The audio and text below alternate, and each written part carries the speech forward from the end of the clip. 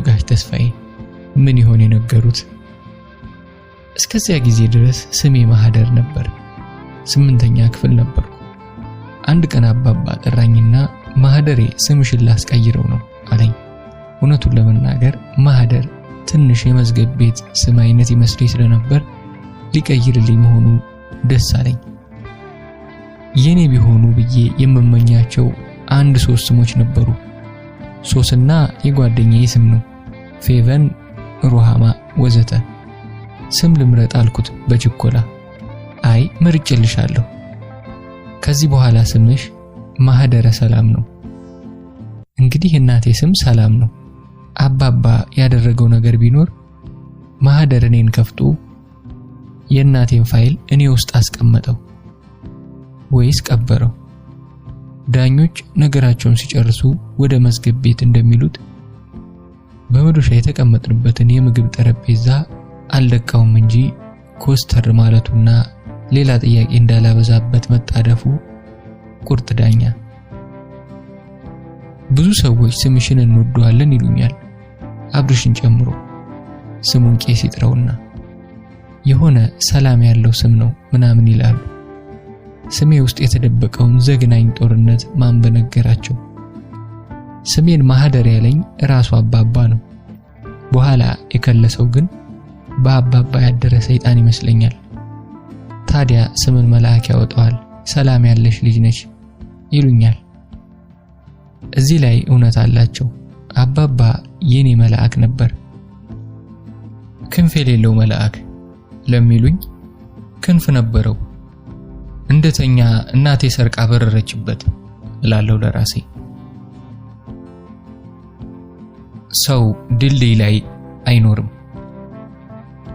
ከ9ኛ ክፍል ጀምሮ ህልሜ የያሬድ የሙዚቃ ትምህርት ቤት መግባትና መማር ሆኖ ነበር። ይሄ የኔ ምኞት ሳይሆን በደም ስሬ የገባ የእናቴ ቅዠት ነው ብልም ሐሳቡ ግን ከአይምሮዬ ሊወጣ አልቻለም።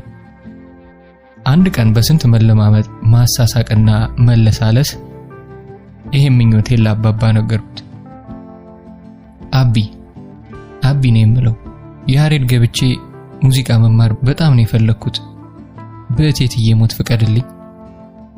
እቴትዬ መቼና መቼ የሞተች እናቱ ናት።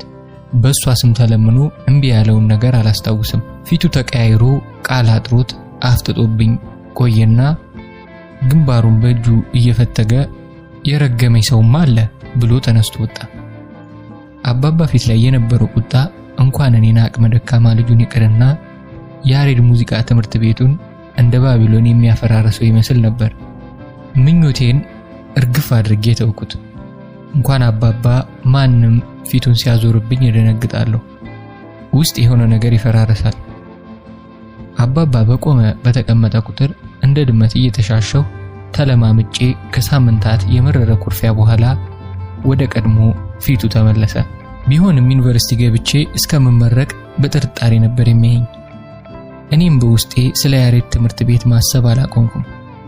አባባ የሚጠራው ሙዚቃን ነው ወይስ ሙዚቃ ወዳዷን እናቴን?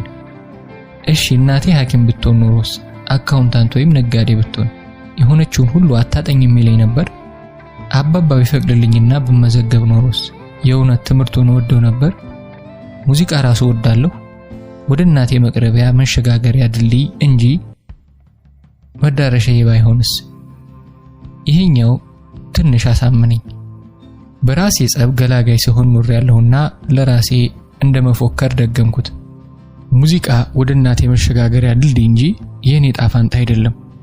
ስለዚህ ሰው ድልድይ ላይ አይኖርም፣ ወይ መሻገር አለያም መቅረት አልኩ። ብሻገር እናቴ የለችም፣ ብቀር ደግሞ እኔ ራሴ አልኖርም። ስለዚህ የራሴን መንገድ ትቼ ለፈጣሪና ለመንግስት እጣፋንታዬን ሰጠሁ። ትምህርት ሚኒስቴር እንደ ጉሊት ሽንኩርት እዚያና እዚህ በዘፈቀደ ሲመድበን ንግድ ሥራ ኮሌጅ ላይ እጣዬ ወደቀ። አካውንቲንግ ማጥናት ጀመርኩ። እያንጎራጎርኩ መደመርና መቀነሴን ተያያዝኩት። እንትናን ታውቂያታለሽ? አካውንቲንግ ተምራ ነው በኋላ ታዋቂ ዘፋኝ ሆነችው ሲሉ ልቤ እየደነገጠ።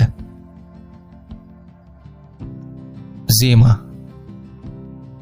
እንደወለድኩ ሰሞን የባለቤቴ ቤተሰቦች በየተራ አጠገቤ አይጠፉም ነበር። ከሆስፒታል ስወጣም የባለቤቴ ቤተሰቦች ቤት ነበር የወሰዱኝ። ለነገሩ ቤታችን ያው አንድ ግቢ ውስጥ ነው። እነሱ ወደሚኖሩበት ትልቁ ቤት ነበር የወሰዱኝ። ስለ ምግብ፣ ስለ ጡት፣ ስለ ልጅ፣ ስለ መልክ፣ ስለ አራስነት ብዙ ያወራሉ። ያ ሁሉ ሰው ከቦኝ እንኳን ለልጄ እኔ ብቻ ያለኋትና ምን ማድረግ አለብኝና የለብኝም በሚል ሐሳብ ወዛገብ ነበር። 10 ጊዜ አያታለሁ። አንዳንዴ ትንሽ ሸለብ አድርጎኝ ስባንን እዚህ ገንፎና ቅቤ የሚሸት ክፍል ውስጥ ያውም በጠራራ ፀሐይ እንደ በሽተኛ አልጋ ላይ የተጋደምኩት ምን እያደረኩ ነው የሚል ጥያቄ ሽው ይልብኛል። ወልደሽ ነው ልጅ ወልደሽ እላለሁ ለራሴ። ከማን ብዬ መጮህ ያምረኛል። በራሴ ጸብ ገላጋ ይሆናለሁ። ቀስ በቀስ ሁሉም ወደ የግል ህይወቱ ሄዶ እኔና ይህች ትንሽ ፍጥረት ተፋጠን ቀረን። እንደ እንግዳ ፍጥረት ነበር የማያት። እሷም በትንንሽ አይኖቿ ታፈጥብኛለች። እርጉዞኝ ያሰብኩትን ሁሉ እንደ ቴፕ ሪከርድ ቀርጻ በልቧ ተሸክመው የወጣች ይመስለኛል። አፍ ብትፈታ እየጮኸች ለህዝብ የምታወራ። ደግሞ አይኖቿ ንቃታቸው፣ እጆቿ፣ እግሮቿ፣ ከንፈሯ፣ ሁሉ ነገሯ ትንንሽና ውብ የሆነች ሙዚቃ የምትመስል ነገር፣ በአይን የምትሰማ ሙዚቃ። ለማንም ባልናገረውም በውስጤ ዜማ ብዬ ስም አወጣሁላት። ባለቤቴ የአምላክ ሥራ መባል አለባት አለ። እናቷ ማህደረ ሰላም፣ ልጅቱ የአምላክ ሥራ። ምንድነው ይሄ ሁሉ ሀተታ እያልኩ ሳስብ ባለቤቴ ስለ ስያሜው ሰፊ ማብራሪያ ይሰጣል። ይገርማችኋል፣ ወደ ስደት ዓለም ሲሄድ በሱዳን ብዬ በሞሮኮ አድርጌ በረሃው፣ ባህሩ፣ ጀልባው፣ ጨለማው ለዚህ በቃለው ብዬ አስቤ ነበር። ኔቨር። የአምላክ ሥራ ድንቅ ነው እያለና የሱን የመኳተን ታሪክ እዚች እንደ ዘፈን ግጥም ምጥንጥን ያለች ዜማ ላይ እንደገና በተንዛዛ ኖታ ሊጽፈው ነው። ዜማ ነው የምላት፣ የኔ ዜማ። የማንንም ታሪክ በነፍሷ በስሟም ሳትሸከም የራሷን ህይወት እንድትኖር ነበር ፍላጎቴ። መሳም እንደ ሳሙና የሚያሟሟት ቢሆን ኖሮ ከንፈሬ ላይ ማሙታ ባለቀች ነበር። አይኖቿ፣ ጸጉሯ፣ ጉንጯ፣ አንገቷ፣ ወይኔ አንገቷ፣ እጆቿ፣ እግሮቿ፣ ሁሉ ነገሯ ለመሳም የተሰራ ትንሽ ለስላሳ ፍጥረት። ለአጭር ጊዜም ቢሆን ውስጤ በዚህ ፍጥረት ተረጋግቶ ነበር። ያለ ምክንያት ስንቴ ልብስ ቀይርኩላት። ያለ ምንም ምክንያት አርፋ ከተኛችበት ስንቴ አንስቼ አቀፍኳት። ደግሞ ዘፈን መዝፈን ይወጣልኝ በእርሷ ነበር። አዳራሽ እንደሞላ ተመልካች እሷ ፊት ያልዘፈንኩት ምን ዘፈን አለ? ቁልጭ እያለች እንደ ትልቅ ሰው በጥሞና ስትሰማኝ ዓለም ሁሉ በግርምትና በአድናቆት የሚመለከተኝ እስኪመስለኝ ልቤ በደስታ ይዘል ነበር። ልጆች አንድ ጥሩ ነገራቸው የምናጫውታቸው እየመሰለን እስኪወጣልን እንድንጫወት ሰበብ መሆናቸው ነው። ያ የሚያቅለሸልሽ ጊዜ እንደገና መጣ። ባሌ መዳራት ያምረዋል። 10 ጊዜ ማሬ አሁን እኮ ሰውነትሽ ዝግጁ ነው ይለኛል። የሴት ልጅ ሰውነት ጊዜ ያዘጋጀው ፍቅር ብቻ ነው የሚያዘጋጀው ብዬ ላምባርቅበት እመኛለሁ። መንፈስ ግን የሰውነት አንዱ ክፍል አይደለም እንዴ? ሰው ስጋ፣ ነፍስና መንፈስ ነው አላሉም? ታዲያ ስጋ ብቻውን ስላገገመ እንዴት ለመዳራት ዝግጁ ነሽ ይባላል? አብሬው ላለመተኛት የምደረድረው ሰበብ ሁሉ ሲያልቅብኝ እንደ ተማረከ ወታደር ቅስሜ ተሰብሮ ወደ መኝታ ቤቱ እየተጎተትኩ ገብቼ በጀርባዬ ተኛሁና እግሬን ከፍቼ አይኔን ጨፈንኩ።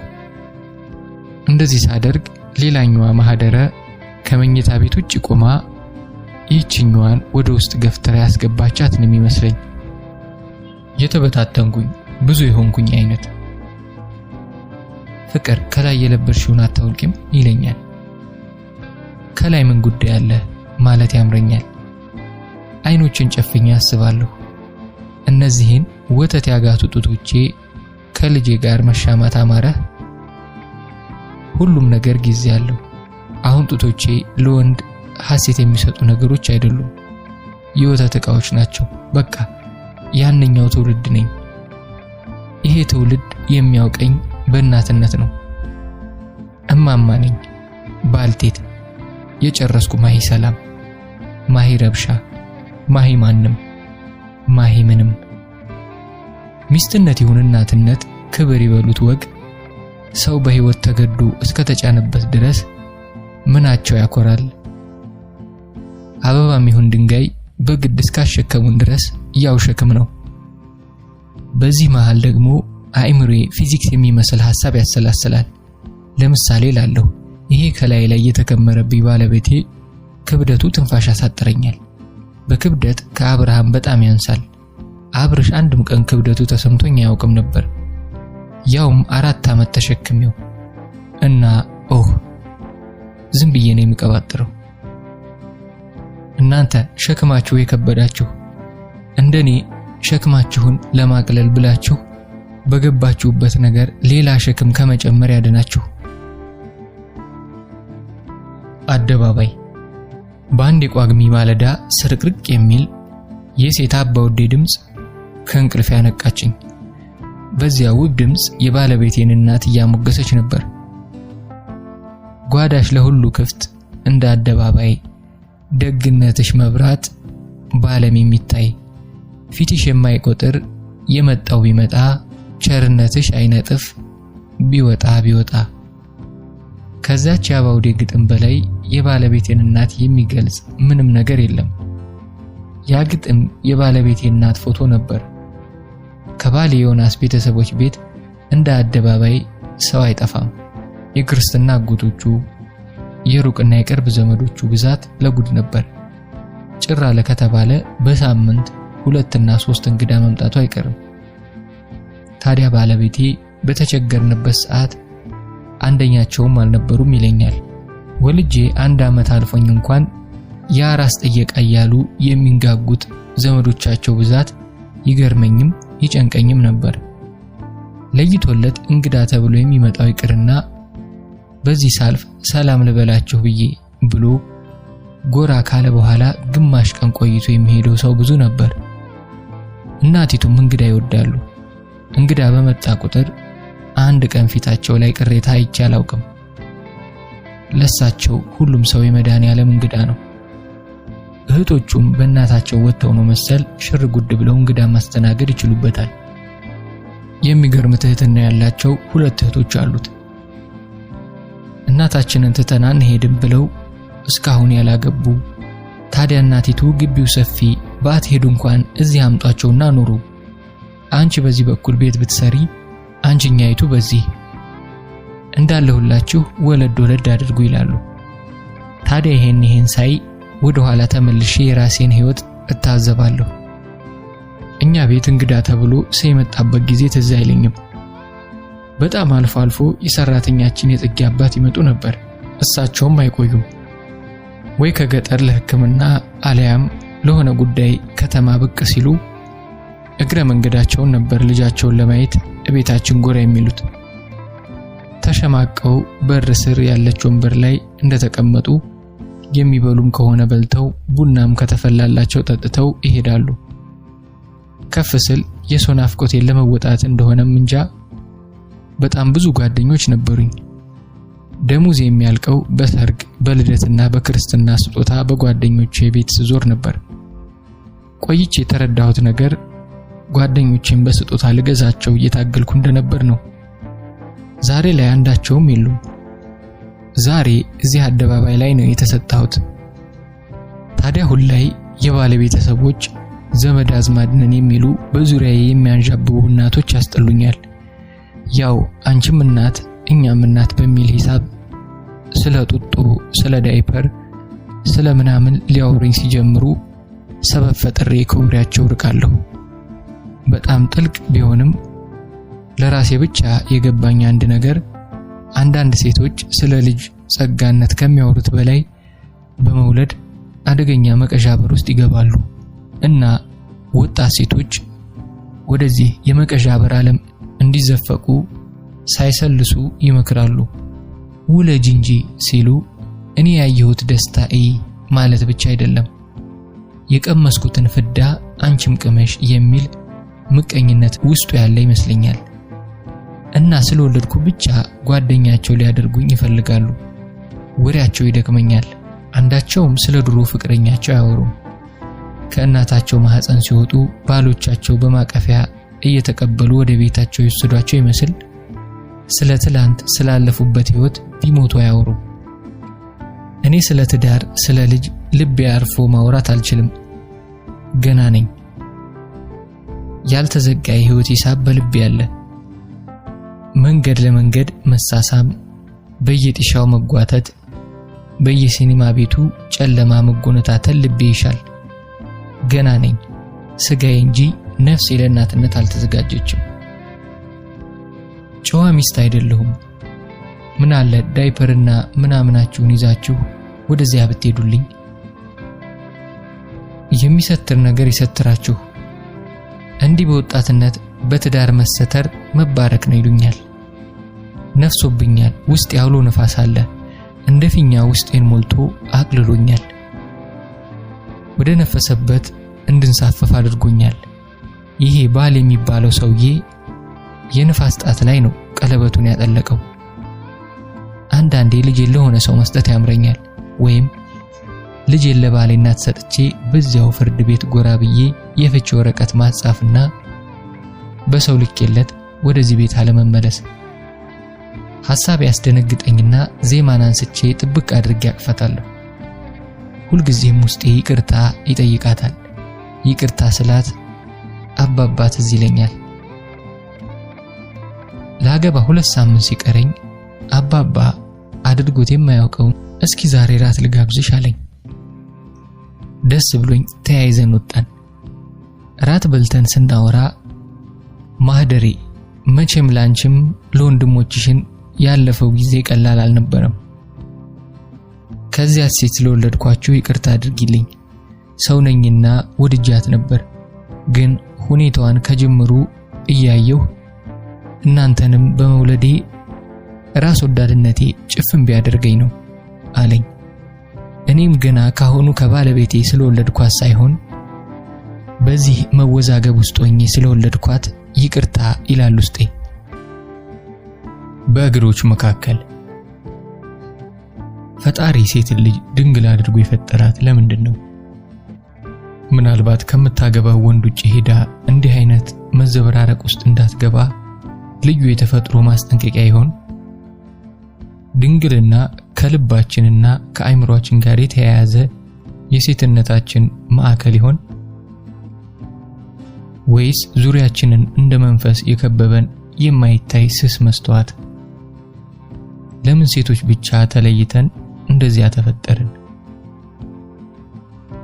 ኦዲተር ነበርኩና አንድ ነገር አውቃለሁ።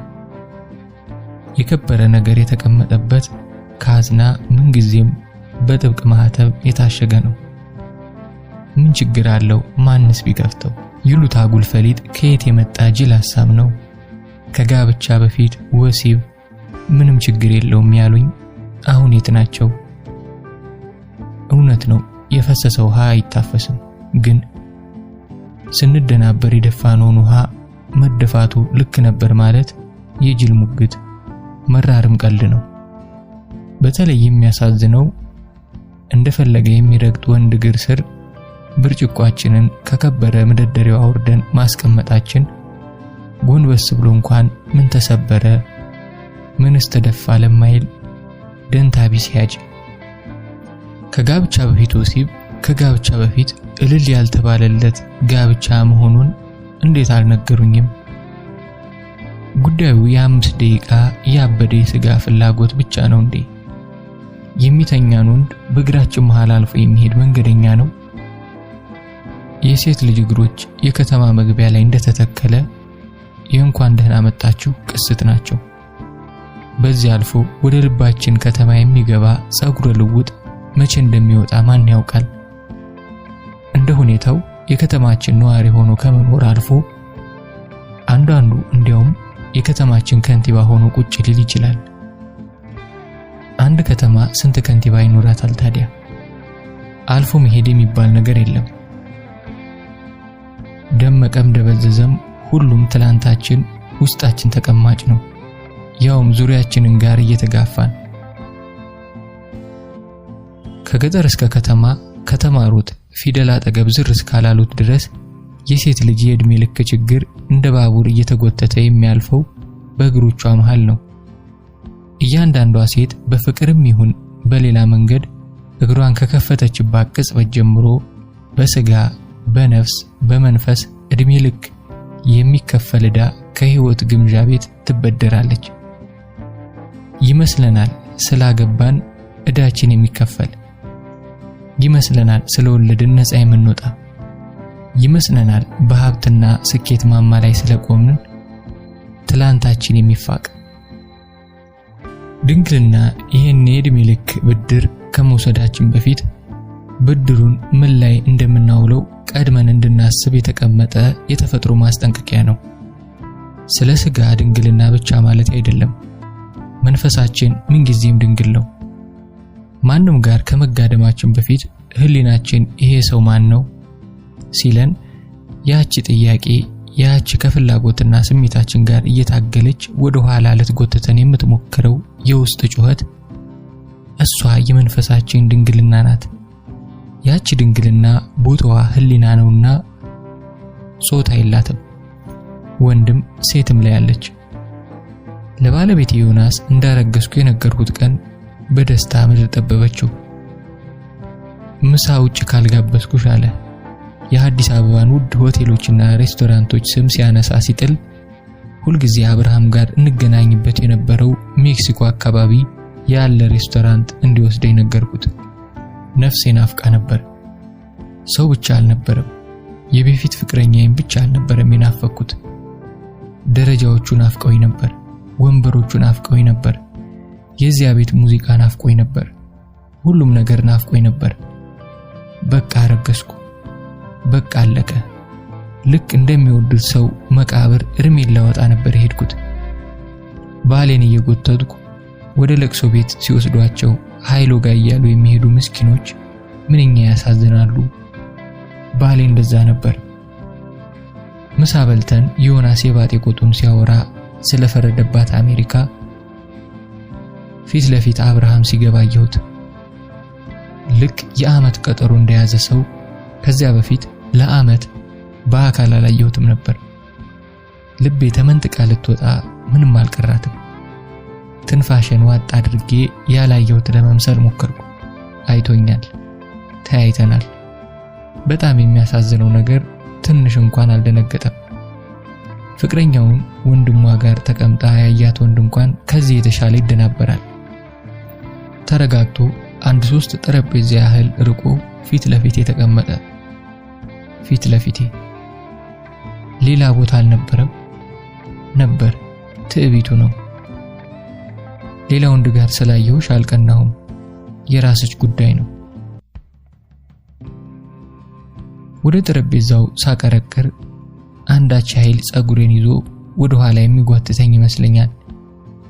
ቀጥ ብዬ ማየት ፍላጎት እያሸነፈኝ 10 ጊዜ አየዋለሁ። አምሮበታል። እንደ ሁሉ ጊዜው እጅጌው ክንዱ ላይ የተጠቀለለ ሰማያዊ ሸሚዝ ለብሷል። አስተናጋጁ ሊታዘዘው ሲሄድ እንደሚቆይ ነገረው። ተቃጠልኩ። አለማዘዙን ያወቅኩት አስተናጋጁ ትሪውን እንደያዘ ሄዶ አንድ ጥግ ሲቆም ነው። ሴት እንደቀጠረ እርግጠኛ ነበርኩ። ነግሮኛል፣ አሳይቶኛል። ሴት ሲቀጥር ሁሉ ጊዜ ቀድሞ ከተገኘ የቀጠራት ሴት እስከምትመጣ ምንም አያዝም። የቀጠራት ሴት ነች አውቄያለሁ። ውስጤ ባህር በሚያህል እንባ ሲሞላ ታወቀኝ። ያውም የፈላ የሚንተከተክ እንባ። እርግጠኛ ነኝ ሴት ነች። ስለኔ ምንም አይላትም። እንደሌሎቹ ሁሉ ያለፍኩና ያለፈብኝ አንድ ሴት ልጅ ነኝ። ባለክስ የሬስቶራንቱን ሳህንና ማንኪያ ሁሉ የሚያንሳፈፈው ውሃ ቤቱን የሚሞላው እስኪመስለኝ እንባ ብቻ ነበር ውስጤ። አምላኬ ሆይ እንባዬ ድንገት እንዳይዘረገፍ እርዳኝ እያልኩ የምትመጣውን ሴት ለማየት ነፍሴ ተስገበገበች። ምን ታደርግልኛለች ብልም እዚህ ባሌ ያወራል። ምን እንደሚያወራ እንጃ። ለደቂቃ እንኳን ዝም ቢል ምን ይሆናል? እዚህ አሜሪካ የሰው ያለህ ብሎ ነው እንዴ የመጣው? አይኖቼ በባሌ ትከሻው ላይ አሻግረው ባሌ እንዲሆን የምመኘውን ሰው ይመለከታሉ። በግድየለሽ አይኖቹ አካባቢውን ይቃኛል። ሄደሽ እከፊው ይለኛል። ሳሚው እዚሁ ልብስሽን አወላልቀሽ ባልጊ ይለኛል። ደግሞም ፊቴ በቀረበው ሳህን ብርጭቆ ምናምን አናቱን በይው የሚለኝም ክፉ ሐሳብም አለ። አሁን መታጠቢያ ቤት ደርሼ ብመለስ ወንበሬን ስቼ እሷ አጠገብ የሚቀመጥ ይመስለኛል። ባሌ ለመሄድ ሲዘጋጅ እንሂድ እያልኩ ሳጣድፈው የነበርኩት ራሴ ነኝ። ቡና እንደምፈልግ ነገርኩት። ሱሰኛ ሆነሻል ብሎ ፈገግ አለ። ለቀልዱ ትንሽ ሳንቲሞች ቲፕ እንደመወርወር አይነት ፈገግ አልኩለት። ይህ ፈገግታዬ ያቁነጠንጠዋል። እዚያ ጋር ለተቀመጠው ፍጥረት ግን 32 ጥርሴን አገር እስኪያዩ ብገለፍጥ ግድ አይሰጠውም። መናቅ እልህ አጋብቶኝ ይሁን የወደድኩት ወይስ መውደዴ ይሆን ይህን መናቄን በጸጋ እንድቀበል ያደረገኝ? በዛች ቅጽበት አብርሃም ስልክ ሲያወራ ነበር። የሚለውን ለመስማት ጆሮዬን ባቆምም እንዲሁ ከድምጽ በስተቀር መልእክቱ አልተሰማኝም። ድንገት ተነስቶ ወጣ። ወዴት ነው ብዬ ለመጮህ ቃቶኝ ነበር። የያዝኩት ቡና ሲመጣ ውስጥ የተገለባበጠ ሊያስመልሰኝ ይታገለኝ ጀመር። ተነስቼ ወደ መታጠቢያ ቤት ሮጥኩ። አስመለሰኝ። ተቃጠልኩ። የታባቱ ሊያገኛት ይሆን? ድፍን የአዲስ አበባ ሬስቶራንቶች በአንዴ ብዙ ሺህ ሆኜ መገኘት አማረኝ። በዚህ ሰዓት ለኔ ይሄ ሰው የቀጠራትን ሴት ማየት ምንም ነገር ከማየት በላይ ጉጉቴ ነበር። ሴት ናት አውቄያለሁ። ቦታ ቀይሮ እንደቀጠራት አውቄያለሁ። እንደወጣ የመጣልኝን ቡና ሳልቀምሰው ቦርሳዬን አነሳሁና እንሂድ አልኩት። ባሌ ግራ ተጋብቶ አንዴ እኔን አንዴ ቡናውን ሲመለከት እቤት ሄደን አሪፍ ቡና አፈላለሁ አልኩት። ተፍነከነከ። ጅል መቼም ቡና ያሪፍ ሆኖ አያውቅም። ይህን እንዴት ይረሳል?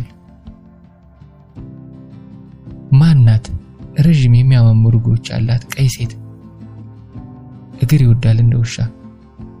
ጠይም ዳሊያ ሰፊ የኮሌጅ ተማሪ ወጣት። ግጥም ምናምን አደንቃለሁ የምትል ቀልቃላ 19 ዓመት ልጅ። የሆነች ገና 26 ዓመት ነው የምትል ኑሮ የተመቻት የ37 ዓመት ሴትዮ። ማናት? የማላውቃት ሴት ጋር የማውቀው ቤት፣ የማውቀው አልጋ ላይ የማውቀው ሰውነቱን ማየት ራሴን አዞሮ ስልኬን አውጥቼ መልሼ ወደ ቦርሳ ያስገባሁት። ባሌ ጎን ሆኜ ልደውልለት ምንም አልቀረኝም። ባሌ ያወራል። በእርግዝና ወቅት ቡና መጠጣት ጥሩ እንዳልሆነ በሰፊው እያብራራ ነበር። መላ ሰውነቴ ሚጥሚጣ እንደተነሰነሰበት ሁሉ ተንገበገበ። ባሌ ጋር ሲያየኝ ለምን አልቀናም? አውቃለሁ አይቀናም። ለኔ ግድ እንደሌለው አውቃለሁ። በሽተኛ ነው። አንዱ መንገደኛ ይቅርታ አንዴ ስልክህ ልደውልበት ቢለው እንደሚሰጠው ሁሉ ይቅርታ አንዴ ፍቅረኛህን እዚያ መንገዱን ተሻግሮ ያለው አልቤርጎ ወስጄ ልተኛት ቢለው ወደ ሰውየው ገፋ አድርጎኝ እስከመለስ ግጥም እየጻፈ የሚጠብቅ አይነት ሰው ነው። ምን አይነት ወንድነት ነው ይሄ? ሌላው ሁሉ ነገር ይቅር፣ ለምን ለራሱ ክብር አይኖረውም? ሸርሙጣ አለ ክፍሌ። ሰው ወዶ አይደለም ለካ የሚባልገው። ለምን ከዚያ ሁሉ ነገር በኋላ ተወኝ? አውቃለሁ በቃን የሚል ቃል ከአፉ ስላልወጣ ራስሽ ተውሽኝ እንጂ እኔ አልተኩሽም እንደሚል ሰምቻለሁ። ከአሜሪካ የመጣ ሰው ለማግባት ተወችው እንደተባለ። የተወኝ ግን እሱ ነው። እያለሁ ሰውነት ብቻ ያደረገኝ ለምን ተወኝ? የወተት ጥርስ እንደሚባለው የወተት ፍቅረኛ አለ። ሌላው ሲደርስ ከልባቸው ድድ ላይ ነቅለው ጥለው ዋናውን ፍቅር የሚያበቅሉበት፣ በልጅነት እንዳልደመቁበት የፈገግታ ሀሁ እንዳልተማሩበት። እኔ ለሱ የወተት ጥርስ ነበርኩ። የፍቅር ፈገግታ በሆንኩበት የህይወት ድዱ በቅዬ ተነቀልኩ። ገና መንቀሳቀስ ሲጀምር ከስር ሌላ ህይወት እየበቀለ መሆኑ ገብቶኛል። ገና ሊነቅኑን ሲያነቃንቁን አይሆንም እንዳንል የመጀመሪያ ፍቅረኛ ጋር ጋብቻ አይሰምርም በሚሉት ፈሊጥ አለማምደውናል። ዘፈን ሁሉ አላቸው። ምን ያለው አሞራ ከዛፍ ይሟገታል፣ ከወደዱት ጋራ ማን ሲኖር አይቶታል። የእውነት ግን እፎይ ብዬ ያረፍኩበት ዛፍ ነበር እኮ አብርሽ ለኔ። ብሟገት ለምን ወቅሳለሁ? ማን ነው ለርስቱ የማይሟገት? ሰዎች እንኳን ለህይወት ለ70 ሳንቲም እንዴት እንደሚሆኑ ጠንቅቄ የማውቅ አካውንታንት ነኝ። ለምን ይሄን ያቃልሉታል? ሌላው ይቅር፣ ከዛፍ የሚሟገተው አሞራ ክንፍ ያለው መብረር እየቻለ ከግንድ ምን አሟገተው አይሉም? መብረር የማይችሉ ሰዎች ለምን አይበርም እያሉ ሲዘባበቱ ለመብረር ክንፍ ብቻ በቂ መስሏቸው ነው መቼስ። ለሌሎች የማይታይ ቋጠሮ ክንፋችን ሲታሰር ከመካሪው በላይ የምናውቃት መብረር ሩቅ ትሆንብናለች። አንዳንድ ያልታደሉ ወንዶች አሉ። ባንወዳቸውም ሁሉን ነገር ስንጨርስ አለያም ከህይወት ተሸንፈን ስንባረር በትዳር ስም እንደ ሬሳ ሳጥን የምንከተትባቸው። ትዳር ላንዱ የህይወት ጅማሬ ለሌላው ፍጻሜ ሲሆን ደስ አይልም። ሁሉን ነገር ጨራርሶ የፍቅር ቅራሪው እንኳን ተለቃልቆ የተደፋ ባዶ ሰውነትን በፌሎ ገንዞ ባል የሚሉት የሬሳ ሳጥን ውስጥ ሲጥሉ ሰርግ እልል የሚባልበት ለቅሶ ነው። ለልጆች በሉ የተረፈውን ብሉ ተብሎ እንደሚሰጠው አይነት የተራረፈ መንፈስና ስጋ የሚቀርብላቸው ረሃብተኛ ናቸው እና ረሃቡ መለስ እስከሚደላቸው የትራፊ ጣዕም አይገባቸው። ባል ብዬ ያገባሁት ምስኪን እንደዛ ነበር። ከመሬት ተነስቼ ሳየው እበሳጫለሁ። ነገረ ስራው ሁሉ ደሜን ያፈለዋል። ማታ ሲገባ ቀንሽ እንዴት ነበር ብሎ ኮንፈረንስ ሲሰመኝ በቃሪያ ጥፊ ባጠናገረው ደስታዬ ምን አገባው ስለ ቀኔ? የቱ ቀን ነው? ቀን መቁጠሪያ አይኖቼ እንደ ትልቅ ቀመር ቀንሽና ደምሬ ካልሆነ ቀኑ ሰኞ ይሁን ዓርብ አላውቅም። የምወዳት ቅዳሜ እንኳን ዞራ ስትመጣ የምሰማው ከሌሎች ነው ዛሬ ቅዳሜ ነው ሲሉ። እቤት ስንደርስ ቃል የገባሁለትን ቡና ላፈላ አይቅርና አንድ ቃል አላወራሁም። መኝታ ቤት ገብቼ ጥቅልል ብዬ ተኛው። የማይወዱትን ሰው አግብቶ መኖርና የማይወዱትን ሰው አግብተው እየኖሩ የሚወዱትን መናፈቅ ሌላ ነገር ነው። ከሁለት መጥፎ አንዱን ምረጭ ብባል የመጀመሪያው ይሻለኛል። ምስኪን የሀገሬ ልጅ ነው በድህነት ተጠብሶ በስደት በሰው ሀገር ተንከራቶ ላብና ጉልበቱን ገብሮ እዚህ የደረሰ። እንደ ሰው ሚስት አግብቶ ልጅ ወልዶ ከብዶ የመኖር ጤነኛ ምኞት ያለው ምስኪን ወንድ ምን አጠፋ? ምን በደለኝ? ቢያንስ ደፋር ነው። ማግባትን አልፈራም። እኔ ነኝ ራስ ወዳዷ ሳላፈቅረው የማስመስለው እስኪወጣልኝ ተነፋረቀው። ግን ምንም ይወጣልኝ ነገር አልነበረም። ደግሞ ሌላ ሰበብ አይኔ አባብጦ ሲወጣ ምን ነው አለቀሽ እንዴ? ይገባኛል። እርግዝና ሆርሞን ምናምን። ሰው ለሚወደው ሰው እንዴት ነው እንዲህ ድፍንፍን የሚለው? ባምንም ባላምንም ተደፍሬያለሁ።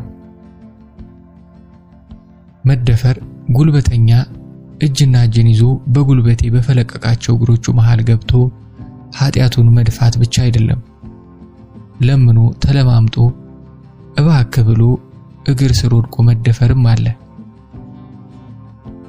እንደኔ አብሮ መተኛት ሳይፈልጉ በፍቅር የመገደድ፣ በክብር በገንዘብ የመገደድ፣ በትዳር የመገደድ ሚስት ነሽ ታዲያ ምን ተሆኚ ተብሎ የመገደድ አይነቱ ብዙ ነው።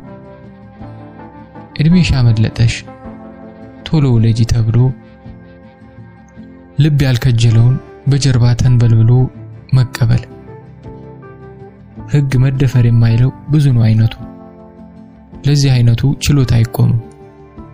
ህዝቡም ይላል ወደሽ ከተደፋሽ ቢረግጡሽ አይክፋሽ፣ ወደው ከተደፉልን አይዟችሁ ብሎ ማንሳት ጽድቅ፣ መርገጥ መብት ነው ሲሉን። በወደውናል ሰበብ ስንቶቹን ረገጥን፣ በስንቶቹ ተረገጥን። የእግራችን ዳና ወደውን ባጎነበሱልን ልብ ላይ ሕያው ሆኖ ታትሟል። የወደዱትን ቢያጡ የጠሉትን ይቀላውጡ በሚል ብሂል ትተናቸው ስንሄድ ለሌላዋ ባል ሆነው ትተውን ሲሄዱ ለሌላው ሚስት ሆነን ያልታደለ ባል በልባችን ጫካ ምንም ያልሄደበት መንገድ ሊመሰረት ደፋ ቀና ይላል። ሁሉም ልብ ገጣባ እግር የለመደ መንገድ ባል ይሁኑ ሽማ ቦይፍሬንድ ይሁን ምን ያው ተራማጅ ነው የሚሉ የደከማቸው ሚስቶች ሴት ልጆቻቸውን ከወንድ ተጠንቀቁ እያሉ የሚመክሩ ተጠንቀቁ ተጠንቀቁ፣ ወንዶች ቀጣፊ ፍጥረቶች ናቸው። ወንድ ልጆቻቸው ይህን ቁጭ ብለው ይመዘግባሉ። እኩል ከከረሚላ ጋር መጥመጥ ያድጋሉ።